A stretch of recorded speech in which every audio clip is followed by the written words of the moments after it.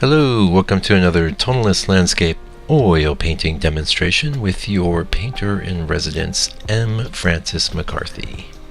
Let me move this mic a little bit. Sorry if that clicks.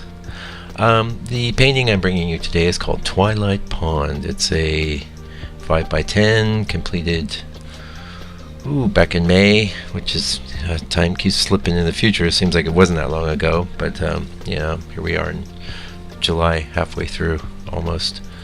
So yeah, anyway, it's still very recent, and one of these series of 5x10s I've been putting up lately. In fact, really, maybe my favorite. I love it. I love this painting. I really like the way it looks, and it came together really nicely. It was actually the first 5x10 that I did that was just a original creation and not a study, so I guess that would make it the second 5x10 I ever did.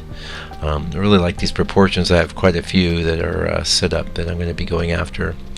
You can see this is one of the places where I show my color mixing process, and it is sped up, but just so you know, it just through process of elimination. If you go to my I have a whole video on my color palette, and also I've given you a list at the beginning of the video of all the colors I use, from the right going to the left, because that's how I tend to think of it, from light to dark, with chromatic stops in between. It's got my own interior logic, but either way, if you slow down that portion of the video, you can definitely gain some insight into how I mixed the basic palette for this painting. There will be deviations because sometimes I'll even modify those colors before I even start actually painting, but it's a way of me wrapping my head around what I'm going to do and kind of getting my ducks in order. And so where I can, I've been recording that part of my painting process just for you. I don't always remember to do it, but so I can't say it's always going to be there, but I've had some people comment that they like that a lot, and they find it helpful, so I am putting it in, and there you go. How's it going in the studio? Pretty good. I spent the last week taking down that show and undoing frames and things, and I don't like to store my work framed. I have decided after many years of doing landscape painting that I've kind of standardized to one frame that works with nearly everything I do, and I carry that in a bunch of stock sizes. So I store the paintings as panels separate from the unsold paintings. I had a few good sales at this show. I'm pretty happy with it. But the ones that I didn't sell, that I'm going to be, selling later, or showing in galleries or in my own studio gallery or what have you, unless I'm actually have them up on the wall, I don't like to store them framed. I keep the frames and paintings separate, and that's worked out real well. It's a more economical way to go, because the problem is if the frames get handled too much, they get damaged, and that means my investment in the frame has been diminished. And the same goes for the paintings, actually, but the paintings, they're in the box, they're okay, they're fine.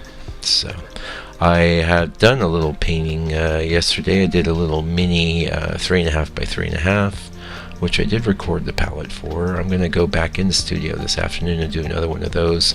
I got to start building up my inventory of these little mini paintings, because I sell quite a lot of those in the tourist market out here. It's just a good price point, and nice little original that fits in the suitcase real well, and it's been real good.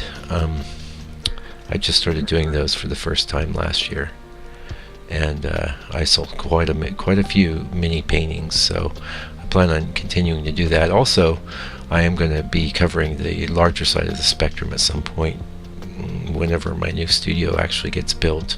The concrete pad is down, but there's a real demand for contractors out here where I live in New Zealand. A lot more work than there is contractors, and so I think they tend to get spread quite thin. And heck, heck knows when that studio will be completed, but it will be at some point, and I'll have a lot more room to move, a lot more room to store and work with larger work. And as I've stated on the channel, I've had requests for that sort of thing, but we'll see if they actually follow through on sales. So if there are not a lot of sales on the big works, I just assume stick to the small to medium sized works, because that's always been kind of where my heart's at anyway. Just is, I don't get a much bigger thrill off of doing a big painting than I do off of doing something. Yeah, the minis and the micros are fun.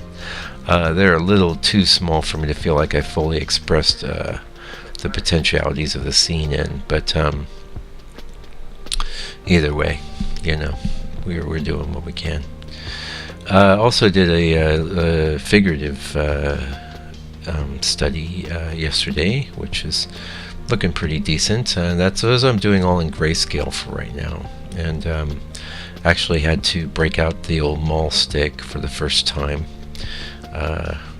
You've never seen me throw up a mall stick on any of these works, because I'm really not about hitting certain precise details. Now, that was the story of my life when I was an illustrator. It was all about precise details, but painting to me is more about getting the big things right and having a nice feeling and a nice texture. You don't need detail to do that, and I've talked about that on this channel extensively. And if you're one of these painters starting out that's got a detail problem, just stop it. Nobody wants to see it. It's not making your painting any better, I'll tell you that. It really isn't. If your painting's good, it'll be good at a non-detailed state, And now that said, I get a lot of people look at my work saying, "Oh, I love the detail." What they're talking about is the fracture of the brushwork. That is perceived by non-artists as being detail, but it's not really detail. I define detail as stuff that you actually go in there and delineate. You're delineating it, you're indicating very precisely what it is, and that can work for many styles of art. It can even work for certain styles of landscape art, especially like you're doing photorealism, which, again, don't get me wrong, I've seen that stuff sell, so don't go by what I say is if all you're after is sales. But what you're after is doing